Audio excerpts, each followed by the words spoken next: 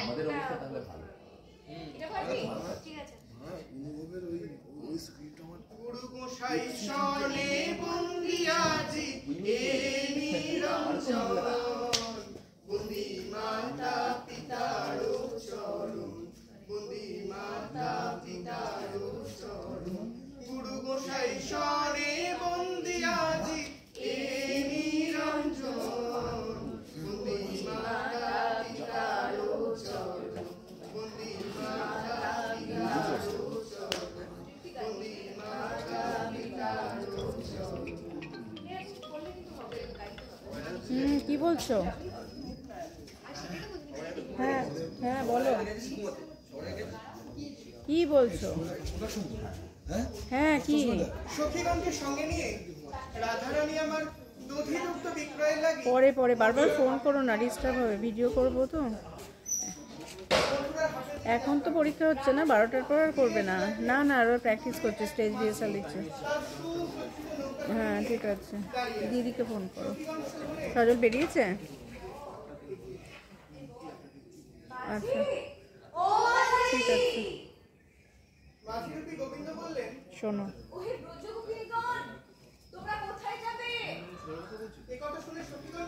আমরা মথুরাহাটে যাবো গো, দেখছো না কত বেলা হয়ে গেল, তাড়াতাড়ি পার করে দাও। এই কথা বলে সখীগণ নৌকায় উঠে গেলেন। সঙ্গে সঙ্গে মাঝি বাধা দিয়ে বললেন, আরে দাঁড়াও দাঁড়াও, করো কি গো? আমার নৌকায় পার হতে গেলে যে আগে ঘাটের মাসুল দিতে হয়। এই কথা শুনে সখীগণ বললেন, তা তোমার ঘাটের মাসুল কত শুনি? বলি শোনো আনা দে, বলি শোনো আনা দে, না দিলে পার করি না। বলি আমারও সুন্দর নাও, যেবা আসে দেয় পাও, আমারও সুন্দর নাও, যেবা আসে দেয় পাও। আশিয়ানা নয় 16 পর, আশিয়ানা নয় 16 পর। এই কথা শুনে সখীগণ বললেন, বল। তুমি কি না বলছো 16 আনা? আমরা না হয় এক আনা দিব হে, এক আনা দিব হে, সখীগণ মিলে এক আনা দিব হে। এই কথা শুনে গোবিন্দ বললেন, আমি এক আনায় পার করি না, এক আনায় পার করি না, দুজনায় না আসলে এক আনায় নাও চলে না। দুজনায় না আসিলে একা নাই এই নাও চলে না। তাই গোবিন্দ এই দুজনায় না আসিলে একা নাই নাও চলে না। একা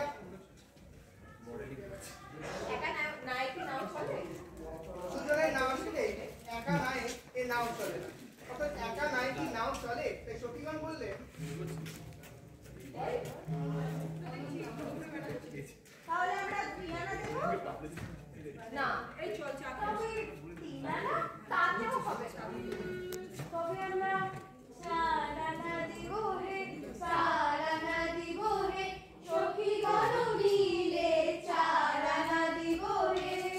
গোবিন্দ বললেন, আমি 4 আনা লই না, 4 আনা লই না, চতুর্বর্গের ফল ধরে না, 4 আনা লই না। চতুর্বর্গের ফল ধরে না, তাই আমি 4 আনা নিই না। কিন্তু কি এই চতুর্বর্গ? কাকেই বা ফল ধরে না? ধর্ম, অর্থ, কাম, মোক্ষ, যে চতুর্বর্গ আমাদের অন্তরে বর্তমান। আমরা এই চতুর্বর্গ থাকলে তাতে ফল ধরে না, অর্থাৎ সাধন হয় না, অর্থাৎ গোবিন্দ সাধনা হয় না। তাই সখীগণ বললেন, আচ্ছা বেশ, তাহলে আমরা 5 আনা দিব হে, 5 আনা দিব হে, সখীগণ মিলে 5 আনা দিব হে। গোবিন্দ বললেন, আমি 5 আনা লই না, 5 আনা লই না, পঞ্চভূতের আনা না, 5 আনা লই না। ঘাটে যে পঞ্চভূতের নিত্য আসা যাওয়া, কিন্তু কি এই পঞ্চভূত? ক্ষিতি, অপ, তেজ, মরুত, বোম, যা দিয়ে আমাদের এই দেহ গঠিত হয়েছে। আমরা এতটাই তুচ্ছ যে এই দেহের মায়া আমরা ত্যাগ করতে পারি না। তাই গোবিন্দ সাধনা অসম্পূর্ণ থেকে যায়। তাই গোবিন্দ বললেন, ঘাটে পঞ্চভূতের নিত্য আসা যাওয়া, এই দেখো দাঁড়া, ওরও বাক্য বলে যাচ্ছি, চলে যাচ্ছে। তাই কিসের মায়া? সে শাড়ি পরতে হবে আমার। সত্যি তো আমরা তো কেউ বিপদে না পড়লে রবীন্দ্রকে স্মরণ করে তাই সখীগণ বললেন আচ্ছা বেশ, তাহলে আমরা 6 আনা দেব। 6 আনা দিয়ে কি করে গো? ষড়ঋতুতে 10 মানে না। তাই 6 আনাতেও পারবো না। সখীগণ বললেন অনেক হলো মাঝি, তাহলে আমরা 7 আনা দেব। এবার পার করে দাও, বেলাতে মরে যায়। গোবিন্দ বললেন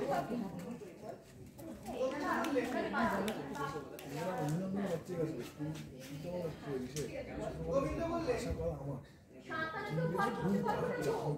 7 সাগরের ঢেউ লাগবে। আমার এই জীবনটিতে নদীতে ডুবে যাবে। তোমাদের কলঙ্ক তো এই মাঝি নামেই লাগবে। তাই 7 আনাতেও পারবো না।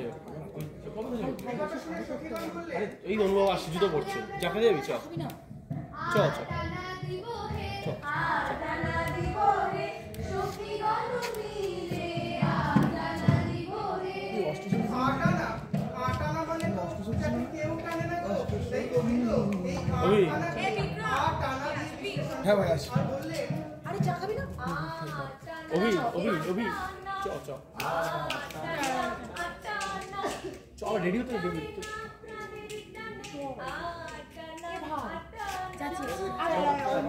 আমরা বিপদে না পড়লে তো কেউ গোবিন্দকে স্মরণ করি না তাই গোবিন্দ বললেন কেউ তো প্রাণের দায় টানে না গো। আমি তাহলে কি করে আটানা নিই বলো? আটানা মানে অভি আয় অভি আয় অর্থাৎ খণ্ড টাকা কিন্তু গোবিন্দ আমার খণ্ড নেবেন কেমন করে গো তাই গোবিন্দ বললেন আমি খণ্ড তো লই না, খণ্ড তো লই না, অখণ্ড চৈতন্য আমি খণ্ড তো লই না। সখীগণ বললেন অনেক তো হলো, আর বিলম্ব করো না। আমরা না হয় 9 আনা দিব হে, 9 আনা দিব হে, ওহে ঘাটে 9 আনা দিব, 9 আনা দিব হে। নয়ানাবিক গোবিন্দকে কিনা বলে ঘাটের নয়ানাবিক যে ঝুঁকে ঝুঁকে আমাদের পার করে আসছে তাকে কিনা বলে ঘাটের নয়ানাবিক তাও কি কখনো হয় গো তাই গোবিন্দ এই নয়ানাকে বিশ্লেষণ করলেন নয়া না অর্থাৎ তিনি এই কাজে নতুন নয় তাই উত্তরে বললেন আমি নয়া আনা, নয়া আনা, নয়া আনা, নয়া আনা, বহুদিনের পুরানা, নয়া আনা, নয়া আনা। সখীগণ বললেন বল, সখীগণ বললেন দুষ্টি করে বলো তো মাঝি, অনেকক্ষণ ধরে দেখছি। তোমার ঠিক কি চাই? এই কথা বলা মাত্র গোবিন্দ সেই কথা বললেন যেই কথার জন্য তিনি এই লীলা রচনা করেছেন তিনি তার আপামর ভক্তগণের উদ্দেশ্যে বললেন তোমাদের 16 আনা দাও না। 16 আনা চাইলেন তিনি সুমেধা কিন্তু কিভাবে একটু এরকম বলতেছে না চাইলেন সামনে যা তোমাদের 16 আনা দেও না। আরো এত কাছে আসিস না একটু দূরে থাক হ্যাঁ 2-5 স্টেপ আগে গিয়ে তাহলে 16 আনা চাইলেন তিনি কিন্তু কিভাবে দেব এই 16 তিনি তার আপামর ভক্তগণের উদ্দেশ্যে বললেন তোমাদের 16 আনা দাও না। হ্যাঁ তো মিডিলে জল উপরে ঘাটি পারে খায় 16 আনা দাও না। 16 আনা চাইলেন তিনি কিন্তু কিভাবে দেব এই 16 আনা তাও বলে দিলেন বললেন 10 এ 6 যোগ করে 16 আনা দাও না। আরে কি আর আছে না 6 রিপু আর কি 10 কি আর আছে না এইবারে আচ্ছা কিন্তু কি 10 আর কি বা 6 কিভাবেই বা যোগ করব তাও বলে দিলেন বললেন 10 ইন্দ্রিয় আর ষড়রিপুকে একত্রিত করে 16 আনা করে আমরা নিজেদের সম্পূর্ণরূপে উজাড় করলে তবেই তো গোবিন্দ আমাদের এই ভবতারিণী পার করে গো তাই গোবিন্দ বললেন 10 এ 6 যোগ করে 16 আনা দাও না। তোমাদের 16 আনা দাও না। তোমাদের 16 আনা দাও না। এই খুনসুটি শেষে চলুন আমরা সকলে মিলে 16 আনা করে একত্রিত হয়ে হরিধ্বনি করি এবং গোবিন্দ চরণে 2 বাহু তুলে নিজেকে সমর্পণ করে বলি হরি বল হরি বল হরি বল হরি বল